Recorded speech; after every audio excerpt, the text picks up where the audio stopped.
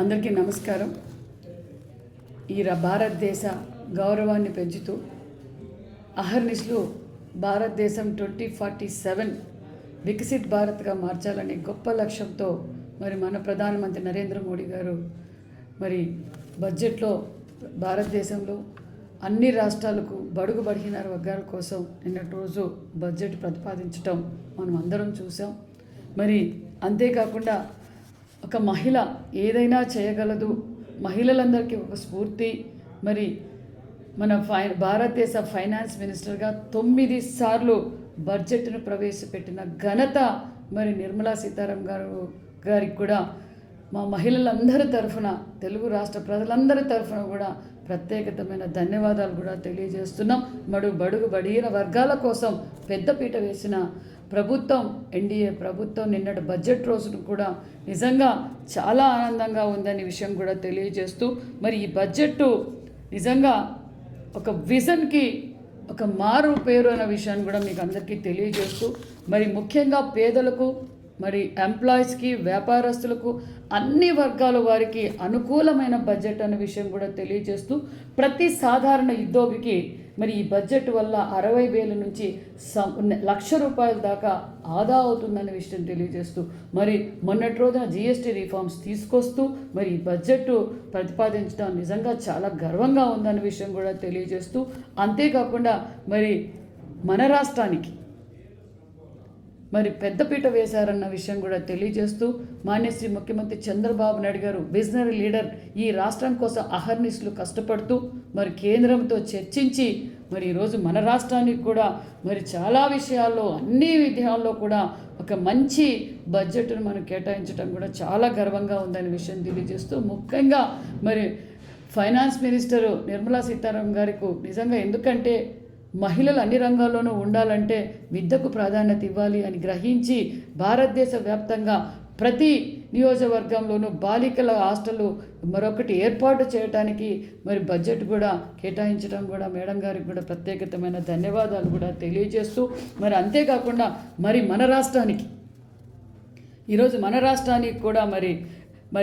రాష్ట్రంలో రహదారుల అభివృద్ధి కోసం 500 కోట్లు, డ్రింకింగ్ వాటర్ కోసం 800 కోట్లు, వంతెల నిర్మాణానికి 350 కోట్లు, భావితరాల భవిష్యత్ రాజధాని కోసం అమరావతి కోసం 1128 కోట్లు, పోలవరం ప్రాజెక్టుకు 3,320 కోట్లు కేటాయించటం నిజంగా ఇది సామాన్యమైన విషయం కాదు. ఇది మన ముఖ్యమంత్రి చంద్రబాబు నాయుడు గారు అహర్నిశలు ఈ రాష్ట్రం కోసం కష్టపడుతూ ఎప్పటికప్పుడు మన ప్రధానమంత్రి నరేంద్ర మోడీ గారితో చర్చించి, మన ఫైనాన్స్ మినిస్టర్ నిర్మలా సీతారామన్ గారితో చర్చించి ఈరోజు మనకు నిధులు కేటాయించడం నిజంగా ఇది ముఖ్యమంత్రి గారి క్రెడిట్, ముఖ్యమంత్రి గారి విజన్కు ఇది ఒక మార్గదర్శనం అనే విషయం కూడా తెలియజేస్తూ, అంతేకాకుండా భారతదేశంలో ఎక్కువగా ఆధారపడి ఉండేది రైతాంగం. ఒక పక్క రైతాంగానికి పెద్దపీట వేస్తూ మరొకటి రెండో స్థానం చేనేత రంగం. చేనేత రంగానికి హస్తకళలు కూడా ప్రోత్సహిస్తూ బడ్జెట్లో ప్రతిపాదించడం చాలా గర్వంగా ఉందన్న విషయం కూడా తెలియజేస్తూ, ఒక పక్క ఆంధ్రప్రదేశ్ మన కూటమి ప్రభుత్వంలో ఆంధ్రప్రదేశ్లో కూడా చేనేతలకు మొన్నటి రోజునే ఉచిత కరెంటు కూడా ఏప్రిల్ 1వ తారీఖు నుంచి అమలు పరుస్తూ 50 సంవత్సరాలకే 4,000 పెన్షన్ అందజేస్తూ క్లస్టర్లు ఎప్పటికప్పుడు ఎగ్జిబిషన్స్ ఏర్పాటు చేస్తూ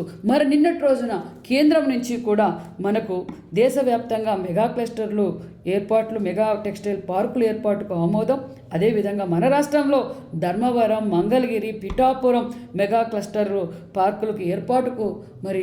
బడ్జెట్ కేటాయించడం కూడా చాలా ఆనందంగా ఉందన్న విషయం కూడా తెలియజేస్తూ, ముఖ్యంగా మహిళలకు మండలానికి ఒక షీమార్ట్ ఏర్పాటుకు 20 లక్షల రూపాయలు ఆర్థిక సహాయం అందడం కూడా మహిళలకు ఇది చాలా ఆనందంగా ఉందన్న విషయం కూడా తెలియజేస్తూ, అంతేకాకుండా చూసాం రాష్ట్రంలో 4 దిక్కుల బుల్లెట్ రైళ్లు పరుగులు పెడుతున్నాయి. ఎందుకంటే ఒక పక్క పోర్ట్ కనెక్టివిటీ, ఒక పక్క air connectivity, road connectivity, rail connectivity కూడా మన రాష్ట్రానికి అవసరం అని మన ముఖ్యమంత్రి చంద్రబాబు నాయుడు గారి కోరిక మేరకు హై స్పీడ్ రైల్ కారిడార్స్ కూడా ఏర్పాటు చేయడం కూడా తెలిసింది. 320 స్పీడ్తో మన రాష్ట్రంలో కూడా 857 కిలోమీటర్లు ఈ శాంక్షన్ కావడం భారతదేశంలో ఎక్కడా లేని విధంగా హైయెస్ట్ 857 కిలోమీటర్లు హై స్పీడ్ రైలు కూడా మనకి ఏర్పాటు చేయడం కూడా చాలా ఆనందంగా ఉంది. అందులో మన జిల్లాకు కూడా మరి సుమారుగా 11 జిల్లాల మీదుగా మరి దుద్దేబండ మరి హిందూపూర్ అక్కడ కూడా స్టేషన్స్ ఏర్పాటు చేయడం కూడా కారిడార్స్ కూడా మరి ఏర్పాటు చేయడం కూడా జరుగుతుందనే విషయం తెలియజేస్తూ ఇది ఈ హై స్పీడ్ కారిడార్స్ ఏర్పాటు చేయడం వల్ల మరి సామాన్యమైన ప్రజలకు మరి ఎంప్లాయీస్కు మరి వ్యాపారస్తులకు యువతకు చాలా ప్రోత్సాహంగా ఉంటుందనే విషయం కూడా తెలియజేస్తూ నిజంగా ఈ రాయలసీమ ప్రజలు మరి ఆంధ్రప్రదేశ్ తరఫున కూడా ప్రత్యేకతమైన ధన్యవాదాలు కూడా తెలియజేస్తూ అంతేకాకుండా మన జిల్లాకు కూడా సోమందపల్లి మరి తూముకుంట నుంచి సోమందపల్లికి 4 లైన్ రోడ్ కూడా శాంక్షన్ చేయడం, అందుకు 270 కోట్లు నిధులు కూడా కేటాయించడం చాలా ఆనందంగా ఉందనే విషయం కూడా తెలియజేస్తూ మరి ఒక పక్క ఇరిగేషన్ ప్రాజెక్టులు, ఒక పక్క